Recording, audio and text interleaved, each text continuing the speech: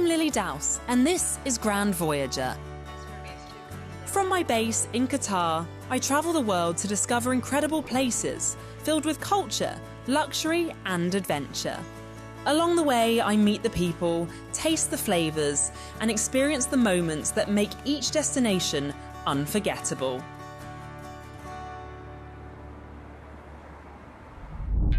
Today, I'm travelling from Qatar to one of the world's most iconic cities, my country of origin.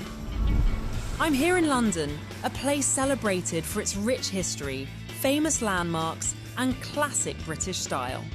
Hello and welcome to London. In this episode, I'll explore the charm of England's capital. From its famous streets and shops to its incredible food and hidden gems that make the city so special. Exploring London's famous areas, you can really feel the history around you. Walking on the cobbled streets of London really does take you back on time. The city might now be super vibrant, but think back then, it was a whole different world. And that mix of old and new is what makes London so special. It's all part of its charm. Tucked away in the heart of Covent Garden is Bridget's Bakery. And it's here, inside this cosy cafe, that I'm meeting Matthew, one of the bakery's expert tour guides. Known for its cakes and classic afternoon tea, Bridget's Bakery has taken this tradition a step further, turning it into a moving experience. It's a fun twist on a London classic. Okay, so Lily, we've got our lovely afternoon tea selection here. You might see a few of the traditional sort of sandwiches, as well as our lovely sweet treats on top. And then later we have our scones too, to which obviously people can have cream, jam. You can have it as a massive dollop on top, mix it all up, as long as you enjoy it, that's all that matters. As the tour gets underway, the bus follows a route packed with some of London's most iconic sights. The perfect mix of great food and classic city views. So we're actually passing Trafalgar Square, Nelson's Column, and at the base of you've got those four iconic lion statues. Also, as we're heading down Whitehall, we'll be heading past 10 Downing Street. Of course, that's where the Prime Minister lives. So we'll be heading into Parliament Square, where of course you've got the House of Parliament, and you've got the Elizabeth Tower, which contains Big Ben. Now, normally people think the tower itself, with the clock face on the sides, that's Big Ben. I'm afraid not. Big Ben is the name of the bell inside the tower. We'll be heading past Buckingham Palace. That is the most famed royal residence around the world. And now we have our king there currently? We have our king there as well. You can normally tell via the flag on top of Buckingham Palace if he's in residence. So fingers crossed, whenever you turn up, you might be able to see if he's in residence or not. Thank you so much, Matthew, for today. Thank you ever so much for coming. We're glad to have you. Had so much fun. Thanks. Brilliant. Take care. Next, I'm checking into my hotel for my stay here in the city. The Londoner is a super boutique hotel tucked just off Leicester Square. It's the perfect place to call home while exploring the city. The hotel's penthouse and signature suites are beautifully designed, featuring generous living areas and breathtaking city views. Today, I'm unwinding with a relaxing spa session at The Retreat, the hotel's wellness space. It features treatments that focus on calming the mind and refreshing the skin. It's the kind of place where you can switch off completely, even if it's just for a short session. Next door is Refuel, a superfood and wellness bar, serving nutritious dishes and smoothies. It's the ideal spot to recharge after a treatment.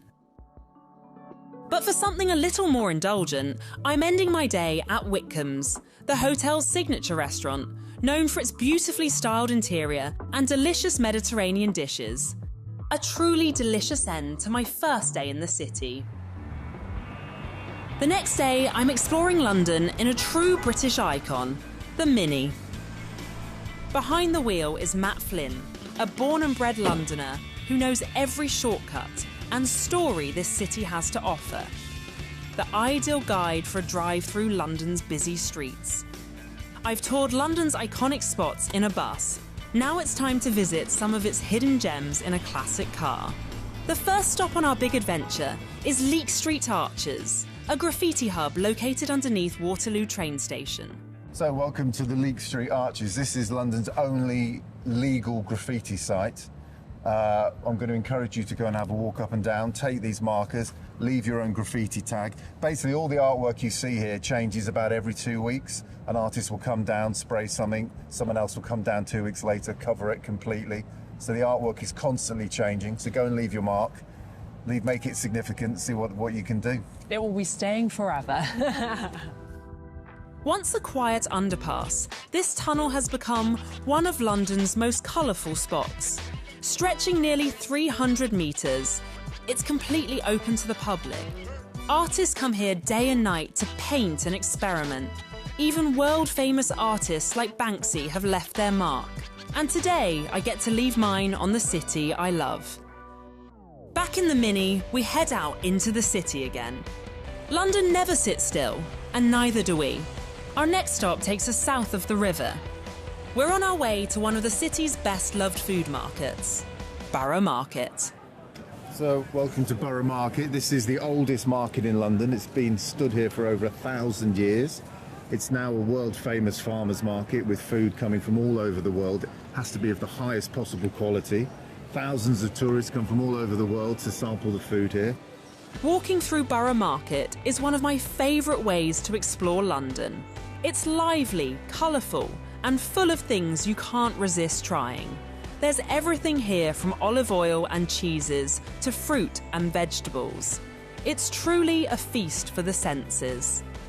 After exploring the market, we're back on the road again, taking in more of the city. Travelling through this big city in a tiny car really gives you a different view of London. It's been an epic experience. But for now, my tour with Matt has come to an end. Next up on my journey, I'm heading to one of London's most elegant walkways, a place of beautiful window displays and refined luxury.